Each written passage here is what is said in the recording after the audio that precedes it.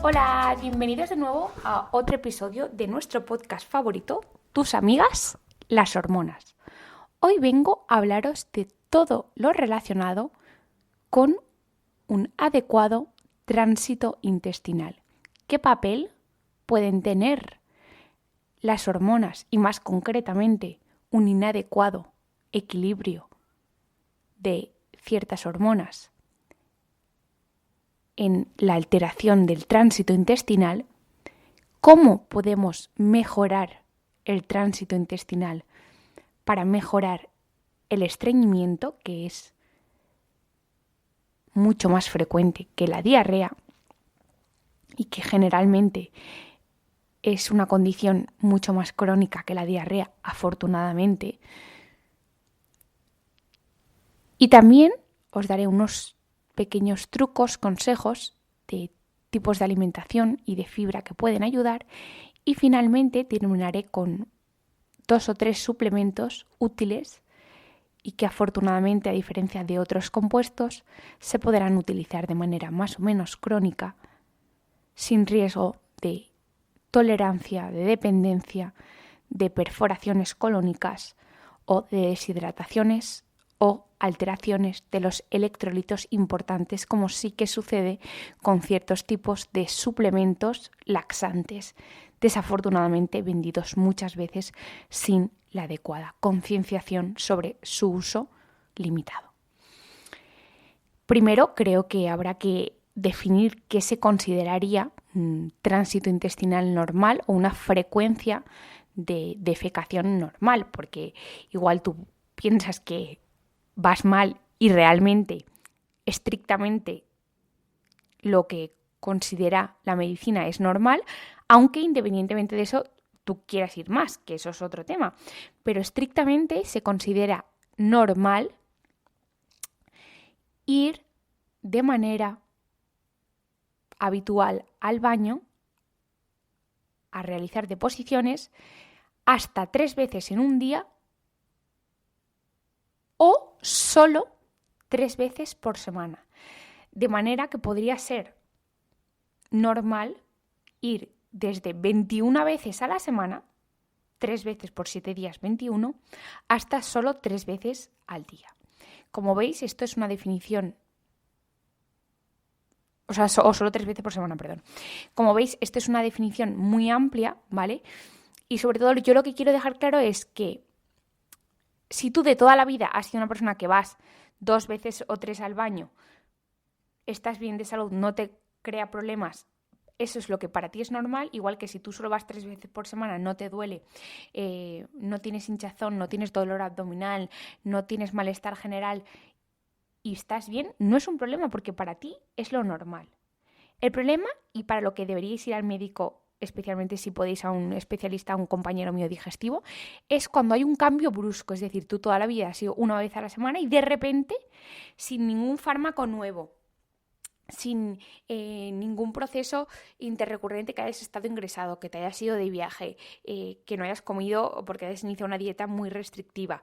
Es decir, si no hay ningún desencadenante claro y tú de repente pasas de ir todos los días a ir solo 1 o 2 veces por semana, o pasas de ir 3 veces al día a ir solo una vez a la semana, o pasas de ir 3 veces a la semana a ir todos los días 3 veces, estos cambios bruscos sin un motivo aparente sí que es recomendable que vayáis a un médico digestivo para que analice si este cambio en la frecuencia de deposiciones es normal, porque en el cuerpo tenéis que saber que todo gran cambio siempre es bueno descartar que sea alguna enfermedad. El cuerpo en general, y esto lo sabéis ya por las hormonas, tiende al equilibrio. Le gusta todo en equilibrio, en lo que se denomina en medicina la homeostasis. Como imaginaos el organismo como un mar en calma. Al cuerpo le gusta estar así y las hormonas se encargan de que todo esté en esa tranquilidad. Por lo tanto, cualquier cambio en las hormonas, tanto para aumento como para descenso, va a suponer un cambio en ese estado de equilibrio y eso significará algo.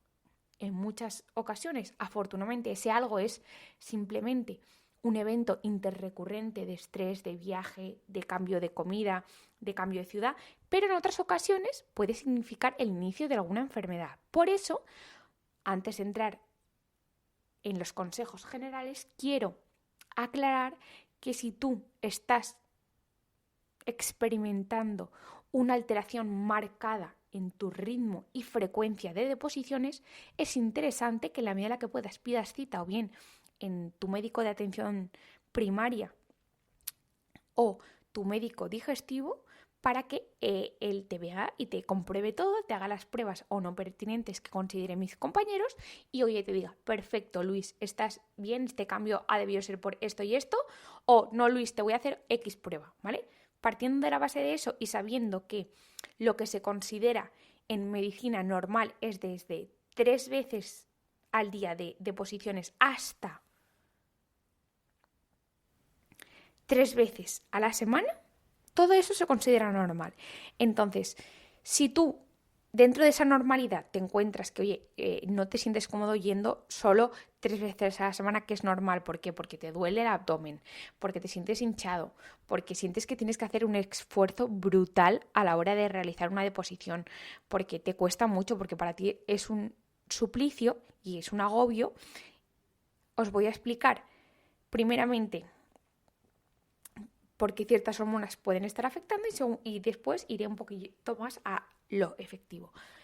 Aunque ya sabéis que las hormonas en general controlan todo, hay 2 hormonas fundamentales en el adecuado tránsito intestinal. Y luego hay otra, o más bien otras 3, que indirectamente pueden afectar. La primera es las hormonas tiroideas. Un adecuado funcionamiento de las hormonas tiroideas es estrictamente necesario para que los más de 8 metros de intestino que tenemos se muevan con una frecuencia de contracciones adecuadas. Esto es, una persona que tienda al hipotiroidismo o a una función tiroidea subóptima va a tener una frecuencia de tránsito intestinal disminuida.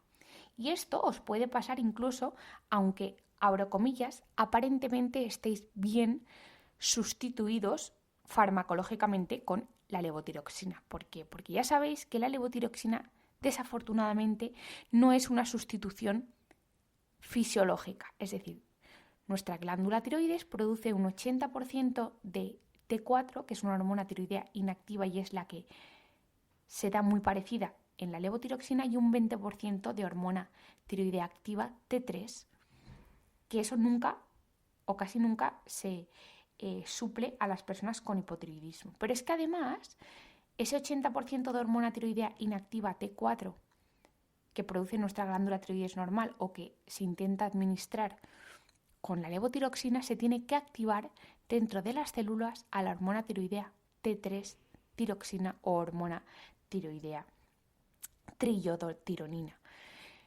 Y además, para más INRI, las personas que toman un fármaco como la levotiroxina están tomándose todos los días una misma dosis, cuando se sabe que las hormonas tiroideas se ajustan a diario en función de las demandas. Por lo tanto, tú, aunque aparentemente en un análisis estés bien, puedes seguir teniendo manifestaciones de estreñimiento típicas del hipotiroidismo, ¿vale? Esto es así.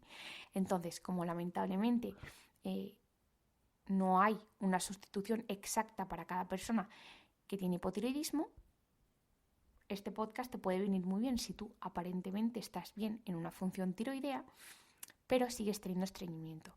Y además, esto hila un poco porque con el TiroEnergy que yo he formulado en IVB, muchas personas tienen mejor tránsito intestinal, tengan hipotiroidismo o no, porque al optimizar la función tiroidea propia y permitir además que esa hormona tiroidea inactiva T4 se active en el interior de las células, concretamente en todas, pero hablando del intestino, en el interior de las células musculares que rodean toda la capa mucosa intestinal, permite que las contracciones necesarias para que la masa fecal avance y llegue hasta el ano sean las adecuadas, ¿vale?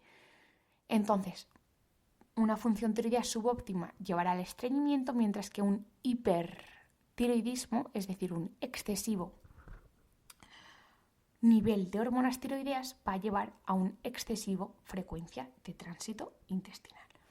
Por otra parte, la progesterona, que es una hormona que las mujeres en edad fértil producimos especialmente a partir del día 14 del ciclo, a partir de la ovulación, tiende a relajarnos en general. Por eso, cuando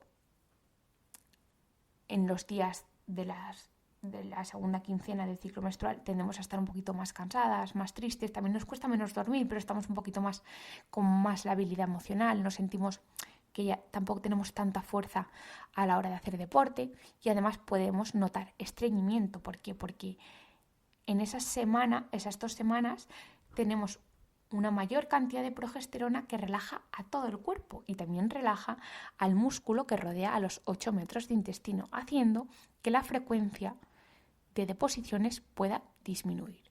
Y precisamente cuando baja la progesterona, justamente los 2-3 días antes y el día de la menstruación, muchas mujeres tienden a tener diarrea. ¿Por qué? Porque baja la progesterona que ha relajado todo, hay muy poca, nula progesterona, el estrógeno tiene una función facilitadora, no tiene una función muy clara. Puede tener tanto pro deposiciones como no, así que por eso no os lo explico. Como baja mucho la progesterona de golpe, hay ciertas mujeres que de repente están estreñidas y ¡pam!, pasan a tener diarrea, ¿vale? Es por el papel de la progesterona, que en las 2 semanas del 14 al 21, del 14 al 27 suele producir estreñimiento y luego o no te produce nada o te produce diarrea.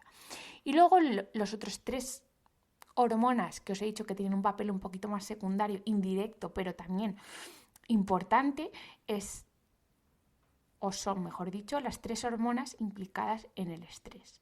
Las más inmediatas que produce nuestra médula adrenal, que es una glándula que está justo encima de los riñones, lo que es lo de dentro, imaginaros, por ejemplo, un Kinder bueno. Un Kinder sorpresa. La sorpresa, lo de dentro, es lo que se llama médula adrenal y produce adrenalina y noradrenalina, que son 2 hormonas inmediatas del estrés. O sea, isofacto, un segundo. Cuando te dan un susto y dices, ¡oh! Eso es eso es adrenalina y noradrenalina. Y cuando es un estrés más continuo de, ostras, es que estoy perdiendo el metro, tengo que llegar, porque tengo que llevar a mis hijos al colegio, no voy a llegar y luego he quedado para ir al dentista. Ese estrés es del cortisol, ¿vale? El que es un poquito más retrasado y más crónico. Pues el cortisol es la capa de chocolate, lo de fuera, ¿vale? En el Kinder sorpresa, lo de dentro, el regalo, es la médula adrenal que produce adrenalina y noradrenalina, las hormonas de estrés que son las de ¡oh! ¿Eso? Me voy a ahogar. Y la corteza suprarrenal tiene varias hormonas. Produce los andrógenos, produce la aldosterona, que es una hormona principalmente eleva la tensión, produce alteraciones cardíacas, etcétera, cuando hay en exceso, y luego el cortisol. Vale, pues el cortisol, la adrenalina y la noradrenalina son hormonas del estrés. ¿Y qué hace? Cuando tú estás estresado, no es el momento generalmente de hacer deposiciones. Aunque hay gente que somatiza y tiene diarrea, lo normal es cuando tú estás en un avión y estás estresado, no te apetece hacer caca. He dicho hacer caca, bueno, ¿me entendéis? Tenía que haber dicho hacer deposición, queda más profesional. Pero bueno, no es el momento de hacer caca. O estás probándote tu vestido de boda y no es el momento de hacer caca. Estás estresado. O estás casándote o estás en la boda de no sé quién o en un discurso y no es el momento de hacerte caca. Pues ahí tienes muchísimo estrés, pues son hormonas que afectan al tránsito y generalmente producen estreñimiento, ¿vale? Entonces, estas 3 hormonas, tiroideas, progesterona y hormonas del estrés, inmediato, adrenalina, noradrenalina, un poquito más secundario y crónico, el cortisol, afectan a nuestro tránsito. Una vez que sabemos esto, ya puedes llegar a entender por qué igual tú tienes cierto estreñimiento en la fase lútea o segunda fase del ciclo menstrual y puedes tener diarrea cuando tienes la menstruación, o porque si tú tienes un hipotiroidismo estás más estreñida, si estás muy estresada, últimamente estás estreñida. Entonces, una vez que hemos quitado eso de las hormonas, también hay otros motivos por los que puedes estar estreñida. 1, comes muy poco. Hay gente que está con dietas muy estrictas, que esto es otro tema que no voy a entrar, que comen prácticamente nada y lo que comen es proteína y grasa. cuando tú comes proteína y grasa, primero, no tienes fibra, no hay masa fecal. No puedes pretender ir al baño todos los días. ¿Por qué? Porque es que no estás llenando la basura. Es decir, tú tienes un cubo de basura y estás tirando al día la tapa de un yogur. Pues con una tapa de un yogur no se va a llenar la basura. Vas a tener que tirarte 200 tapas de yogur hasta que la basura se llene y tú la bajes. Que es el símil de ir al baño a defecar o a hacer deposiciones. Si tú comes poco, vas a ir poco al baño porque vas a tener pocas tapas del yogur. Entonces, si tú estás en una dieta muy estricta, no pretendas ir al baño todos los días, porque no estás aportando la cantidad de alimento que necesitas para llenar la basura. Además, dietas que quitan los carbohidratos suelen ser dietas que, entre que a la larga no se sientan bien, además disminuye la sensibilidad a la insulina, afectan además a las hormonas tiroideas, porque solo con restringir los carbohidratos 72 horas disminuye tu sensibilidad a la insulina y hay una bajada de las hormonas tiroideas, puedes entender por qué si hay bajada de hormonas tiroideas, aún no teniendo un problema de hormonas tiroideas, puedes tener estreñimiento. Y luego además, porque generalmente estas dietas suelen ser dietas entre comillas keto, que son realmente sin hidratos, ¿vale? También van a evitar que vayas al baño porque los hidratos tienen fibra y son necesarios para un adecuado tránsito y además los hidratos de carbono son necesarios para una adecuada función tiroidea. Todo se relaciona. Entonces, otra causa es que estés comiendo poco, después que estés bebiendo poco. Parece una perogrullada, pero imaginaos que tú tienes un mazacote de café o de colacao. Si tú te comes una cuchara de colacao sin un líquido, igual la primera cuchara la aguantas, pero es que la segunda toses porque o toses y lo tiras fuera o te ahogas, porque se obstruye. Se queda ahí un mazacote. En cambio, si tú te preparas el colacao o el café soluble con agua, con leche, como bebida vegetal, lo diluyes, lo tragas y no te atragantas. Pues lo mismo, si tú no tienes agua, la comida se queda como un mazacote en los 8 metros de colon y de intestino en general. Con lo cual, si tú no bebes, por mucho que comas, eso no va a haber manera de que lubrique. Entonces, es fundamental beber agua. Hay gente que beber agua con la comida no le sienta bien porque tiende a hincharse y no funciona muy bien, sobre todo incluso personas que están con fármacos inyectables para adelgazar. No se recomienda que bebáis con la comida porque tiende a aumentar la proporción o la frecuencia de náuseas y efectos adversos. Entonces, si tú durante la comida no quieres beber, puedes beber antes de la comida y después, un vaso antes y un vaso después. Uf, ahora tengo una sed que te mueres, ¿no te imaginas? Tengo una sed y ya empieza el podcast y no me puedo ir porque, claro, se notaría mucho. En fin, no sé la sed que tengo ahora mismo. Entonces, beber agua. Hacer deporte. Otra cosa que parece una perogrullada. ¿Dónde está la boca con respecto al ano? Ya os he dejado pensarlo. La boca está más alta que el ano, ¿verdad? Es decir, por gravedad, si tú estás de pie, la boca está más alta que el ano. Por gravedad, la comida va bajando por los 8 metros de intestino hasta el ano. Si tú no andas, no estás vertical, no haces deporte, me da igual que sea andar, elíptica, baile, zumba, body pump, pesas, me da exactamente igual. Si tú no mueves, no favoreces que esos 8 metros de intestino vayan por gravedad empujándose hacia abajo, hacia abajo, hacia abajo, hacia abajo y ¡pam!, lleguen al ano. Con lo cual, por eso personas mayores que tienden a ser personas que lamentablemente no les hemos educado en que es fundamental que anden, me da igual que sea por casa, por la calle, me da igual, tienen que andar, están todo el día sentados o tumbados. Si están tumbados ya es lo peor, porque encima incluso puede haber reflujo hacia arriba. Que esto parece una chorrada, pero hay gente que vomita que vomita heces, cuando hay una obstrucción muy grande.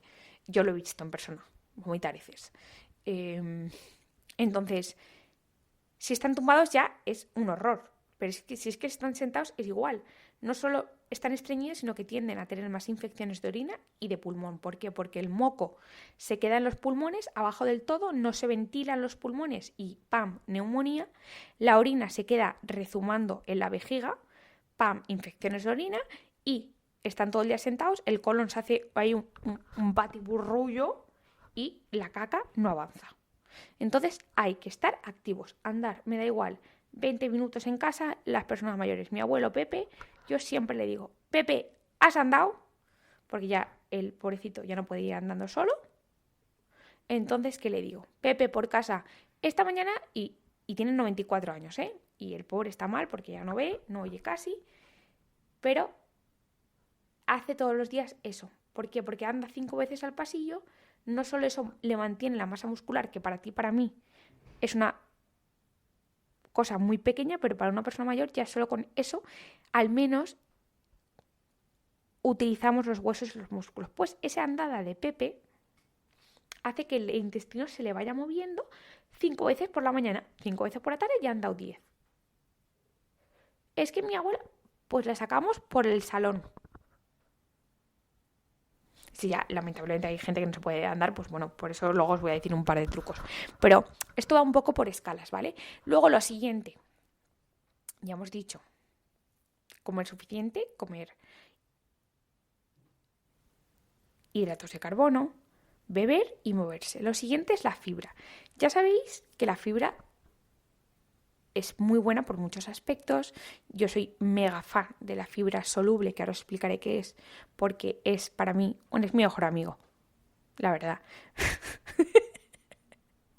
Es mi mejor amigo porque no solo te permite ir al baño mejor, sino que te regula el azúcar en sangre, te baja el colesterol, tiene efectos regeneradores sobre la mucosa intestinal, tiene efecto alimentador sobre la microbiota, tiene efecto antiinflamatorio, así que la fibra soluble es mi mejor amigo y pronto el de más gente.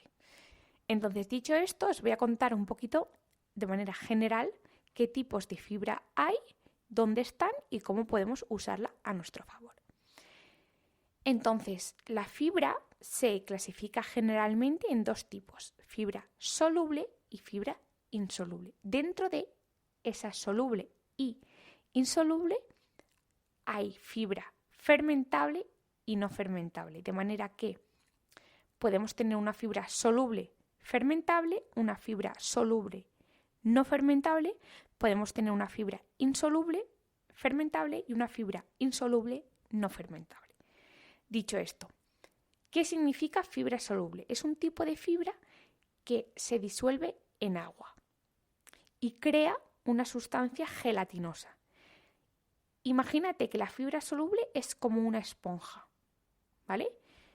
Tú cuando coges una esponja y la metes en agua se hincha, capta agua y se hace más grande. Pues esto hace igual. La fibra soluble cuando te la ingieres con la comida y con agua se hincha, se vuelve como una especie de gel, capta cosas que el cuerpo no necesita, como por ejemplo metales pesados, como por ejemplo colesterol, por eso la baja, como por ejemplo azúcar, por eso baja el azúcar, y hace que ese gel viscoso fluya por el intestino y llegue al ano permitiendo la defecación. ¿Qué tipo de fibra soluble hay? Pues por ejemplo la avena y el salvado de avena tienen una fibra soluble que es magnífica que se llama betaglucano. Las legumbres son muy buena fuente de fibra soluble. Las frutas como las manzanas, las naranjas y las peras, y las verduras como las zanahorias y las alcachofas y los espárragos son muy buenas. No sabéis la sed que tengo, pero tengo un huevo de sed. Y dentro de la fibra soluble os he dicho que habían fibras fermentables y fibras no fermentables, lo mismo que con la insoluble.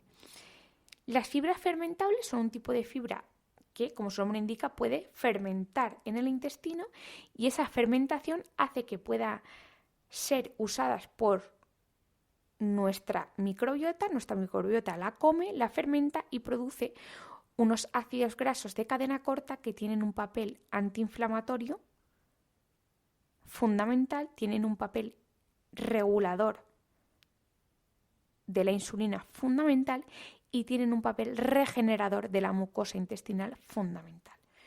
Entonces, ¿qué tipo de fibra soluble, es decir, que hace gel, es fermentable? Pues, por ejemplo, la inulina, que está en ajos, en cebolla, en puerro, en la chicoria, en suplementos de la chicoria, que son suplementos de fibra, los fructooligosacáridos, que están en numerosas plantas, en numerosas verduras y frutas como plátanos. Es que ves, quiero ya beber tanto que estoy ya plátanos, ajos y cebolla, legumbres, también son fibras solubles y fermentables.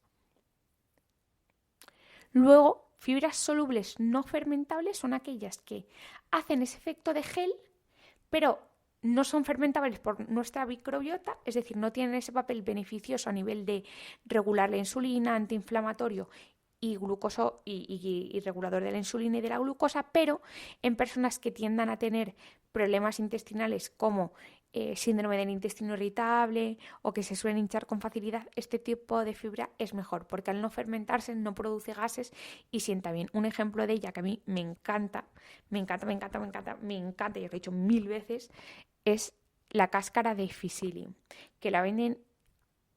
Hasta hace poco la vendía en Mercadona. Esa cosa es que hace Mercadona que de repente saca una cosa y luego la retira, que no lo entiendo.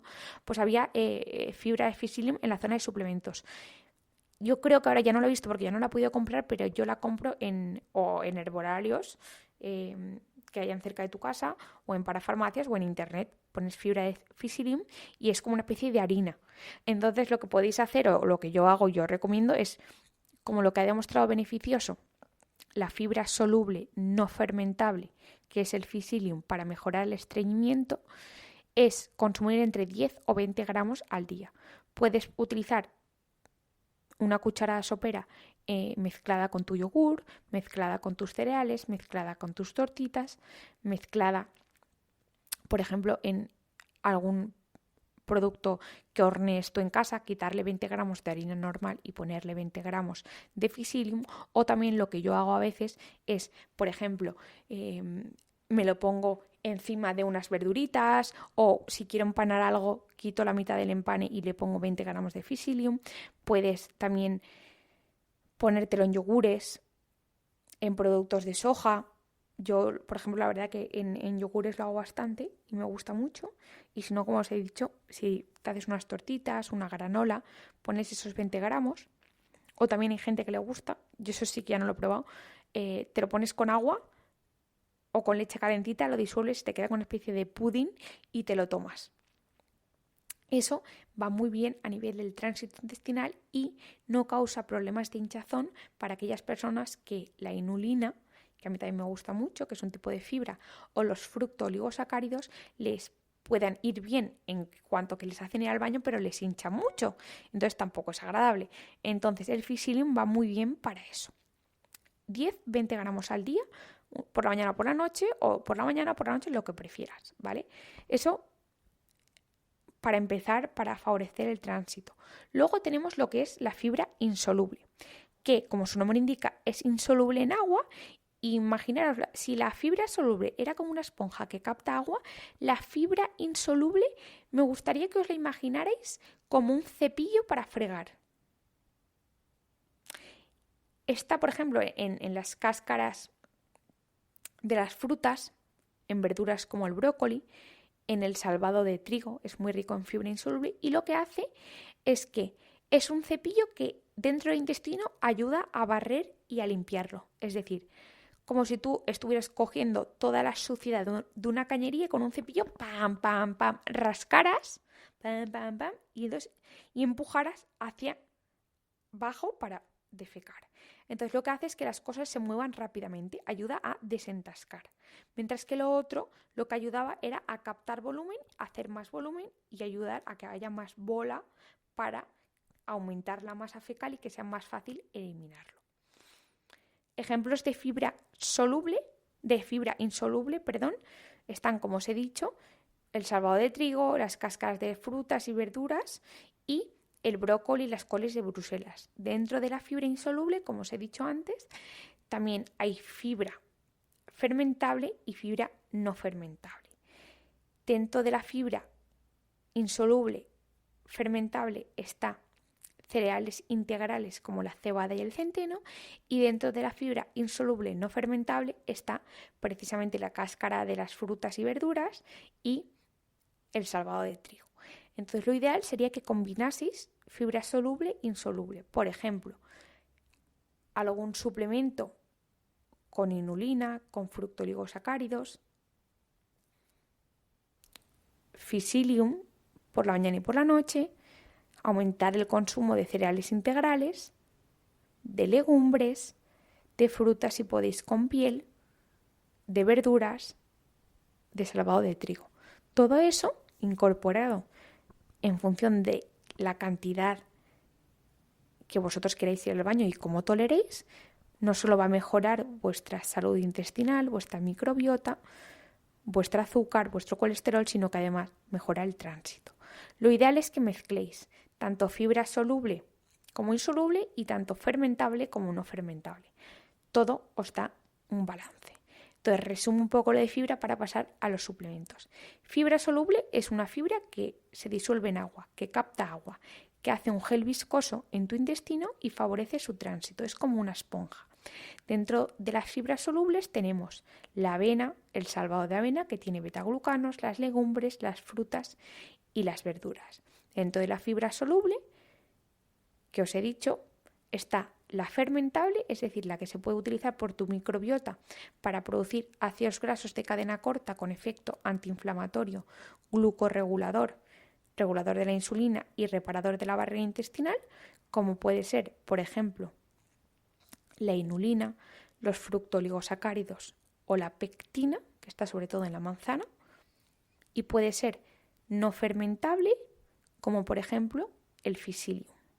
Por otra parte, la fibra insoluble no se disuelve en agua, es como un cepillo que a lo largo de tu intestino ayuda a barrer ese exceso de residuos, los empuja hacia abajo, acelera el tránsito, y dentro de la fibra insoluble tenemos el salvado de trigo, las cáscaras de las frutas, el brócoli y las coles de Bruselas.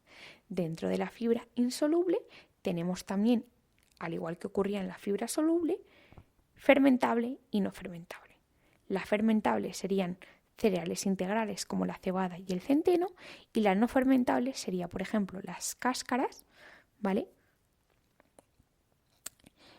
Y el salvado de trigo. Luego, por otra parte, mucha gente se toma el lino y la linaza como fibra. Pero, ojo, cuidado, este alimento no tiene nada que ver si tú te lo tomas entero o triturado. Si tú te tomas las semillas de linaza trituradas, no tienen tanto efecto de fibra porque tú al triturarle lo que haces es que sea mucho más accesible y se digiere. Entonces tiene otros efectos a nivel de, por ejemplo, de contener ácidos grasos omega 3 ALA, ácidos grasos omega 6, antioxidantes, etcétera, pero no es tanto de fibra. Cuando las semillas de linaza sí que son una fibra insoluble, no fermentable, es cuando te las tomas enteras. ¿Por qué? Porque precisamente como no se pueden digerir, actúan como un cepillo que te ayuda a barrer y no se fermenta. Entonces, si tú lo que quieres es ir al baño, lo ideal es que te tomes una cucharada de semillas de linaza sin triturar, mezclada con el yogur o a palo seco, como tú prefieras. En cuanto a las semillas de chía, sucede lo mismo. Si tú te las tomas, como mucha gente hace, que es dejándolas reposar toda una noche con agua o con leche, se hinchan y ya se inactivan parte y sí que tienen algo de efecto de aumento de frecuencia, pero no tanto. Cuanto más hacen es si tú te tomas una cucharada de semillas de chía a palo seco con un vaso de agua. Así, las semillas de chía se comportan como una fibra soluble, no fermentable, de manera que actúan como una esponja, pero no producen gases. Es decir, harían el mismo efecto que las cáscaras de Psyllium, ¿vale? Primer nivel. Isabel, yo he hecho todo eso y no me funciona. Ahora necesito algún suplemento. Me han recomendado que me tome unas infusiones que venden en el Mercadona o en unos supermercados, o incluso que lo venden hasta en suplementos, que se llama SEN, infusiones de SEN. ¿Qué tal es eso? Eso es no bueno. Un día 2 me parece ok, más no. ¿Por qué? Porque el SEN, al igual que, por ejemplo, el bisacodilo, que es otro grupo de fármacos, igual que... es que no quiero decir nombres, por si acaso, que con esta gente que hay que tener mucho cuidado si das nombres. Por ejemplo, el picosulfato de sodio, que es lo que se utiliza para las colonoscopias, etcétera, son un grupo de sustancias que se denominan laxantes estimulantes. Tanto, por ejemplo, el famoso dulcolaxo, las ceninas, el Fave de Fuca, el SEN, todo esto genera un riesgo de tolerancia y dependencia, por otra parte generan un riesgo muy grande de deshidratación y un riesgo muy grande de alteraciones del potasio. La deshidratación, fijaos que es malo, porque ya os he dicho antes que si tú no bebías no ibas al baño, entonces te genera una dependencia doble y un efecto rebote, porque como tú de repente vas al baño un montón, te deshidratas, en los próximos 2 o 3 días no vas a ir absolutamente nada al baño, porque no solo tu colon, todo tu cuerpo se ha deshidratado y hasta que todo el agua que bebes vuelve a rehidratar todo el organismo, al menos vas a estar 3 o 4 días sin ir al baño. Entonces haces un estreñimiento de rebote. Y esto pasa con las infusiones de SEN y con todo. Además, para más riesgo, y esto lo vi yo cuando podía hacer guardias antes de tener las enfermedades, 2 veces, una hipopotasemia grave con una arritmia cardíaca por 2 personas, curiosamente eran 2 mujeres, porque estas cosas las mujeres siempre somos más propensas porque nos influyen más estas cosas y no hay información buena y al final te crees lo que te dice la vecina o o lo que has oído en un post de Instagram, ¿vale? Por tomar infusiones, o sea, por tomar suplementos con SEN. Entonces, ojito, cuidado con las hipopotasemias y las arritmias cardíacas por hipopotasemia por SEN. Entonces, yo, para un momento puntual, si vas a tu médico o a tu farmacéutico y sabes de manera cristalina que es para 1 o 2 días porque te has ido de viaje, porque no has comido, porque has estado, no se me da igual. 2 o 3 días, bien. Para más, no, porque vas a depender de ello, va a producirte algún efecto de estreñimiento, de rebote cuando lo dejes y hay riesgo de alteraciones de los electrolitos, especialmente del potasio, y ya no quiero entrar aquí en una clase de sueroterapia, pero también de magnesio, que es fundamental, también lo sabéis. Entonces yo en general esto de manera crónica no lo recomendaría. ¿Qué otros suplementos pueden ayudar? Además de que yo, Isabel, me compre el Psyllium, que es la fibra soluble, no fermentable que me has dicho, o que me compre una fibra de pectina, o que me tome una cucharada de semillas de chía o de linaza. Hay varios suplementos, o compuestos, mejor dicho. No voy a sacarlo en IUPB, lo digo porque es que ya me imagino que esto lo va a sacar. No, en IUPB de momento no voy a sacar nada para el tránsito intestinal, ya me gustaría, pero si os contara ahora mismo el percal, ¿qué hay? Con que cada cosa es un problema. O sea, no sabéis, el día que salga la B12, el omega 3, que yo creo que va a ser ya a este paso dentro de 12 años. O sea, todo es tan problema que yo digo, de verdad. O sea, estas preguntas nadie que cree otros suplementos, porque no puede ser yo la única persona que cree suplementos. O sea, estas preguntas nadie se le ha ocurrido hacerosla. O sea, es que no quiero entrar en debate con esto, pero de verdad que es que yo digo, tío, no me puedo creer que que sea un negocio mundial y a nadie se le ocurre preguntar qué porcentaje de no sé qué tiene no sé qué. O sea, porque cada cosa que pregunto es como si estuviera preguntando la teoría de la relatividad. O sea, de verdad que esto es un tema que un día haré un podcast. Bueno, el resumen es que no voy a sacar de momento en IVB el equipo nada para el tránsito, ¿vale? Así ya no me lo preguntáis. Entonces, suplementos que pueden ayudar. Imaginaros que ahora me lo pedís tanta gente que lo sacamos. No creo. Entonces, suplementos además del Fisilium, de la linaza, que os pueden ayudar a nivel del tránsito y, sobre todo, que no crean tolerancia, no crean dependencia, no crean riesgo de deshidratación ni de hipopotasemia, ¿vale? Probióticos, 2 cepas que a mí me gustan mucho. Bueno, a mí me gustan porque tienen ciencia, no porque a mí me hayan caído bien. El Lactobacillus reuteri, subtipo DSM 17938.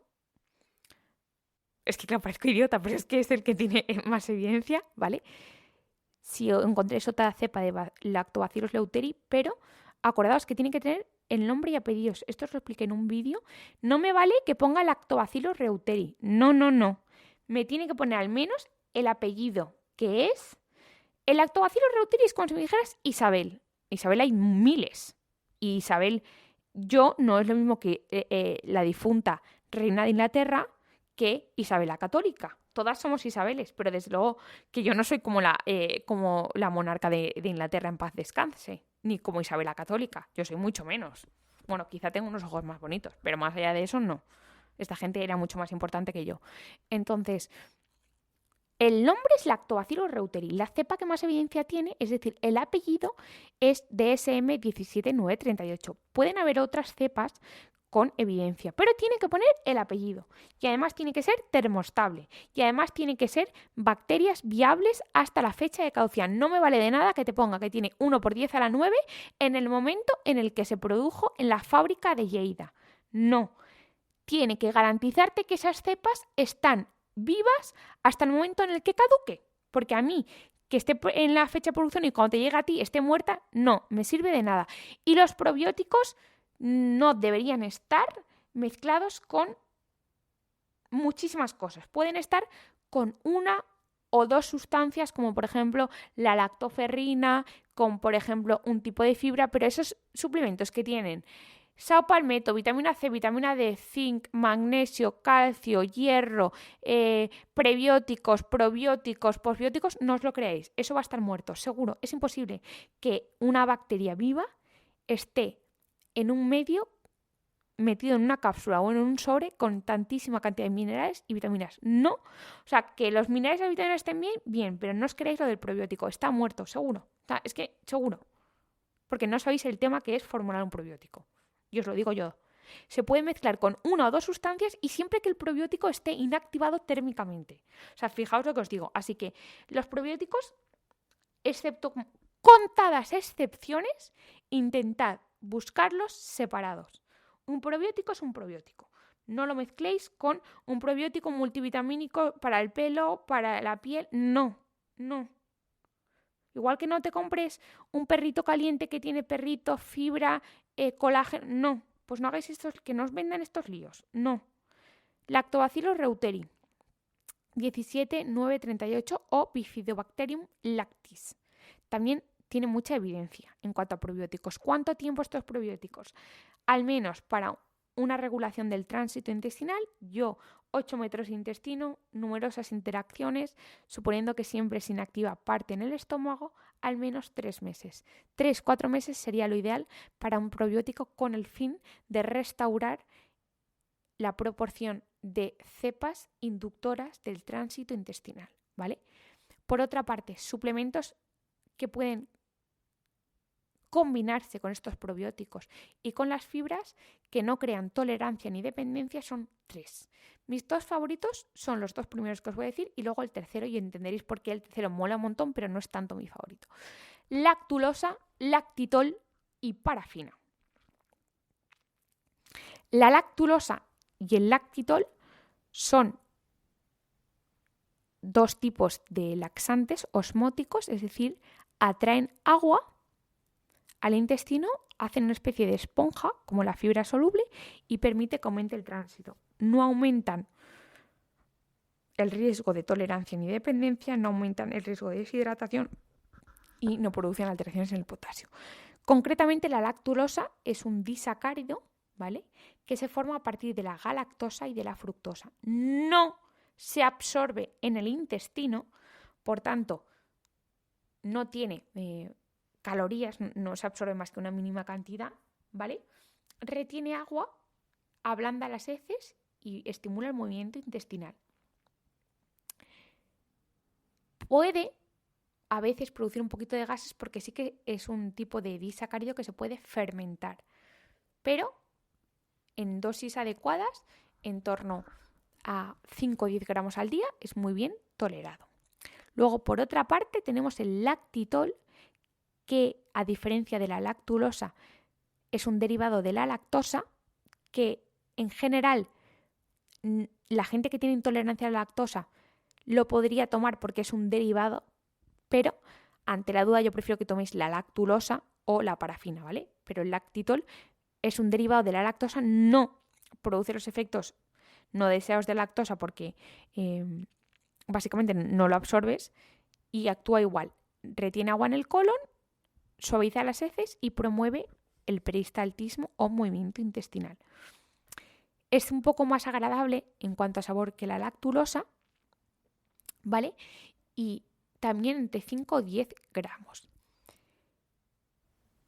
Estos dos se pueden combinar o tomarse por separado, ¿vale? Hay muchos suplementos, jarabes que tienen lactulosa o lactitol, ¿vale?